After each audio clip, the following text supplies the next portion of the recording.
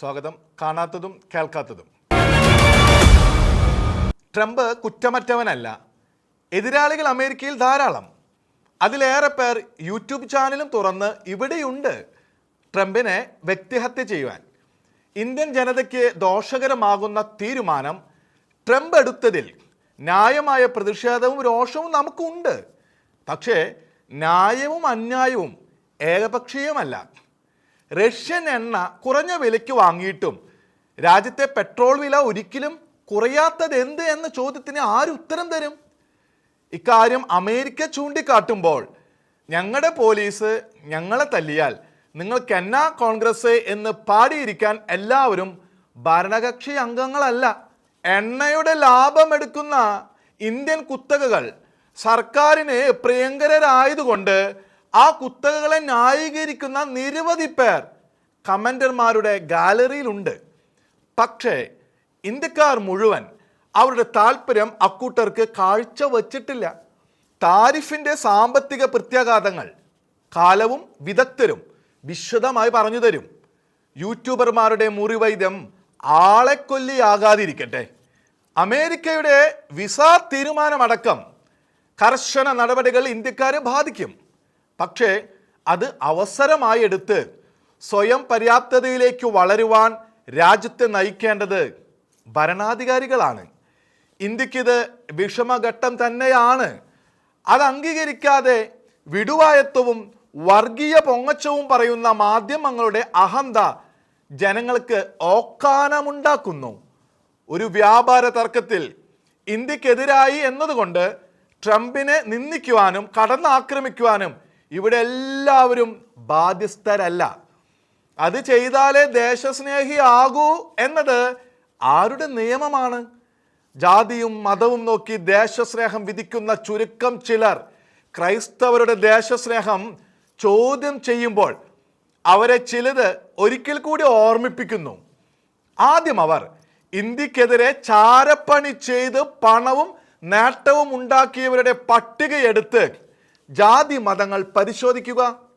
അല്ലെങ്കിൽ ക്രൈസ്തവർ ബ്രിട്ടീഷ് ഭരണത്തെയും വിദേശാധിപത്യത്തെയും പിന്തുണച്ച ദേശവിരുദ്ധരെന്ന് പ്രചരിപ്പിക്കുന്ന ആ ചുരുക്കം ചിലർ ബ്രിട്ടീഷ് ഇന്ത്യൻ പട്ടാളത്തിൽ സേവനം ചെയ്ത് പണം വാങ്ങി കീശയിലിട്ട ഹൈന്ദവർ എത്രയുണ്ടായിരുന്നു എന്നൊന്ന് പഠിക്കുക. 1880 മുതലുള്ള കാര്യം അവർ അറിഞ്ഞിരിക്കട്ടെ. അന്ന് ബ്രിട്ടീഷ് ഇന്ത്യൻ സേനയിൽ 66,000 ബ്രിട്ടീഷുകാർ ഉണ്ടായിരുന്ന സ്ഥാനത്ത് 1,30,000 ഇന്ത്യക്കാർ. അവരിൽ മഹാഭൂരിപക്ഷവും ഹൈന്ദവ സിഖ് സമുദായക്കാർ. അതിൽ തന്നെ കൂടുതൽ ഏത് മതസമുദായക്കാരെന്ന് പറയേണ്ട കാര്യമില്ലല്ലോ. നാട്ടുരാജ്യങ്ങളിലായി മറ്റൊരു 3.5 ലക്ഷം തദ്ദേശീയ ഭടന്മാർ വേറെയും. രണ്ടാം ലോക മഹായുദ്ധകാലത്ത് ബ്രിട്ടീഷ് ഇന്ത്യൻ സേന 25 ലക്ഷം പേരുള്ള ബൃഹത് സൈന്യമായിരുന്നു. അതിലേറെയും മഹാഭൂരിപക്ഷം ഏത് മതസമുദായക്കാർ ആയിരുന്നെന്ന് ദേശസ്നേഹ കുത്തകക്കാർ അന്വേഷിക്കട്ടെ. സ്വാതന്ത്ര്യലബ്ധിയുടെ കാലത്ത് വിഭജന ശേഷം ഇന്ത്യൻ സൈന്യമായത് ബ്രിട്ടീഷ് ഇന്ത്യൻ സൈന്യത്തിലെ ഒരു വലിയ വിഭാഗം. ആ സേനയിലെ 2,60,000 പേർ ഹൈന്ദവരും സിഖുകാരും. കൂട്ടത്തിലെ ഭൂരിപക്ഷം ആരായിരുന്നെന്ന് അന്വേഷിക്കട്ടെ ദേശസ്നേഹവാദികൾ. ഇന്ത്യൻ സൈന്യത്തിൻ്റെ അഭിമാനമായിരുന്ന ഫീൽഡ് മാർഷൽ ജനറൽ കരിയപ്പ അടക്കമുള്ള സൈനാധിപന്മാർ ആ ഗണത്തിൽ ഉണ്ടായിരുന്നവർ. 1919 ബ്രിട്ടീഷ് ഇന്ത്യൻ സൈന്യത്തിൽ ചേർന്ന അദ്ദേഹം അടക്കം പേർ ദേശസ്നേഹമില്ലാത്തവർ ആയിരുന്നോ? ഈസ്റ്റ് ഇന്ത്യ കമ്പനി തുടക്കം മുതൽ മുഖ്യമായി ആശ്രയിച്ചത് ഭാരതഭൂമിയിലെ നാട്ടുരാജ്യങ്ങളിലുള്ള മനുഷ്യശേഷിയാണ്. പട്ടാളമായും പോലീസായും റവന്യൂ ഉദ്യോഗസ്ഥരായും ഒക്കെ. അതിൽ മഹാഭൂരിപക്ഷവും ഭൂരിപക്ഷ സമുദായക്കാർ തന്നെയായിരുന്നു. ഇപ്പോഴത്തെ ദേശസ്നേഹ കുത്തകക്കാരായ ചിലരുടെ പൂർവികരോ ബന്ധുജനങ്ങളോ ആയവർ.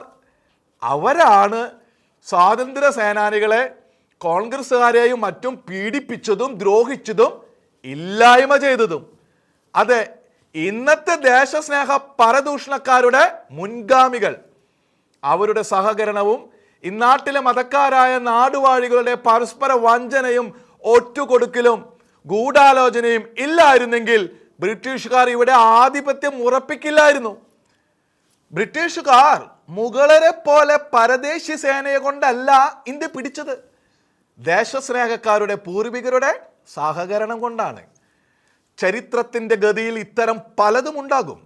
അതെല്ലാം മറ്റു സമുദായക്കാരുടെ ദേശക്കൂറില്ലായ്മയും ഒറ്റുമാണെന്ന് പിൽക്കാലത്തെ ചില വർഗീയ മനസ്കാർ വാദിക്കാൻ തുടങ്ങിയാൽ ഒറ്റുകാരുടെ തൊപ്പിയും കുപ്പായവും കൂടുതൽ ഇണങ്ങുന്നത് സ്വന്തം പൂർവികർക്ക് തന്നെയെന്ന് കണ്ടെത്തേണ്ടി വരും. ട്രംപിനെ ചവിട്ടാനും തള്ളാനും തൽക്കാലം തയ്യാറല്ലാത്ത നിരവധി പേർ ഇവിടെയുണ്ട്. ട്രംപ് ചെയ്യുന്നതെല്ലാം ശരിയാണെന്ന് കരുതിയിട്ടല്ല, പക്ഷേ ഭൂഗോളത്തിൽ ഇപ്പോൾ ഇങ്ങനെ ഒരു പ്രസിഡന്റേ ഉള്ളൂ.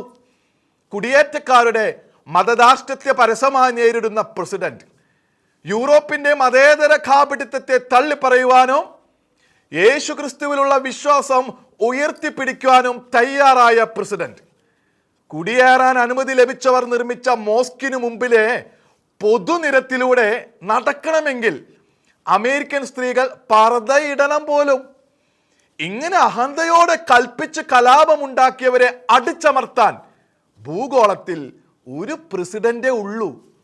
നിർണായക സമയത്ത് ഇസ്രായേലിനെ ഒപ്പം നിന്ന് സഹായിക്കുന്ന ട്രംപ്, ഇസ്രായേലിനെ പിറക്കാനും നിലനിൽക്കുവാനും മുന്നേറുവാനും എന്നും സഹായിച്ചിട്ടുള്ള അതേ അമേരിക്കയുടെ പ്രസിഡന്റ് ഇപ്പോൾ യൂട്യൂബിൽ ആർപ്പ് വിളിക്കുന്നവരല്ല, അമേരിക്കയും മറ്റുമാണ് ഇസ്രായേലിന്റെ നിലനിൽപ്പിനെ മറയില്ലാതെ സഹായിച്ചിട്ടുള്ളത്. അതുകൊണ്ടാണ് ലോകം മറ്റൊരു വലിയ അധിനിവേശത്തിന്റെ ഭീഷണിയിൽ നിന്ന് രക്ഷപ്പെട്ടു നിൽക്കുന്നതും. ട്രംപിനെ നിന്ദിക്കുന്നവർ അത് മറക്കേണ്ട. രാഷ്ട്രീയ വ്യക്തിപൂജ നിമിത്തം ട്രംപിനോട് തോന്നിയ വിരോധത്താൽ മറ്റു ചില യൂട്യൂബർമാരും എത്ര പെട്ടെന്നാണ് പുടിൻ്റെയും കിം ജോങ് ഉന്നിൻ്റെയും വരെ ആരാധകരാകാൻ പരുവപ്പെട്ടത്. തങ്ങളുടെ സങ്കുചിത ദേശീയ പൊങ്ങച്ചവും ട്രംപ് വിരോധവുമാണ് ഇനി അങ്ങോട്ട് ലോകത്തെ മുഴുവൻ ഭരിക്കാൻ പോകുന്നതെന്ന ചിലരുടെ ധാരണ മനം പുരട്ടലുണ്ടാക്കും. അവർ പറയുന്നത് വാണിജ്യവും വ്യാപാരവും അല്ല, ജാതി പാവങ്ങളുടെ മുമ്പിൽ സവർണത ഭാവിച്ചവർക്ക് അതിനേക്കാൾ സവർണത ഭാവിക്കുന്ന വിദേശികളുടെ കയ്യിൽ നിന്നും കിട്ടുന്ന അടിയുടെ ചൂളലും ചുരുളലും. അതിൻ്റെ അപകർഷം തീർക്കാനാണ് ക്രൈസ്തവ സമൂഹത്തെ ചിലർ ബള്ളു പറയുന്നതും പാശ്ചാത്യ രാജ്യങ്ങളുടെ മൂടുതാങ്ങികളെന്ന് അധിക്ഷേപിക്കാൻ ശ്രമിക്കുന്നതും. ഒരു സംശയവും വേണ്ട, ബ്രിട്ടീഷ് അധികാരം ക്രൈസ്തവർക്ക് വർഗീയ ശക്തികളിൽ നിന്ന് കുറേ ആശ്വാസങ്ങൾ നൽകിയിട്ടുണ്ട്. അത് ചരിത്രം തന്നെയാണ്. രാജഭരണകാലത്ത് തിരുവനന്തപുരത്ത് പള്ളി നിർമ്മിക്കാൻ സർസുപിയുടെ സങ്കുചിത മനസ്സ് തടസ്സമുണ്ടാക്കിയപ്പോൾ അതിനെ മറികടക്കാൻ വൈസ്രോയിയുടെ സന്ദർശന വേള സഹായകമായി. ചിലരുടെ വർഗീയതയ്ക്കെതിരെ ബ്രിട്ടീഷ് ഭരണ സാഹചര്യം ആശ്വാസമാക്കിയതിൽ ക്രൈസ്തവർക്ക് കുറ്റബോധമോ അപകർഷമോ ഇല്ല, ദേശവിരുദ്ധതയെന്ന തോന്നലുമില്ല.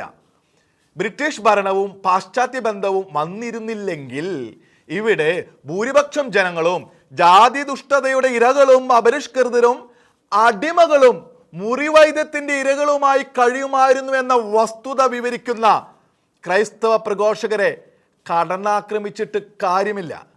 അതു ചരിത്രമാണ്, നിഷേധിക്കാനാകാത്ത സത്യം.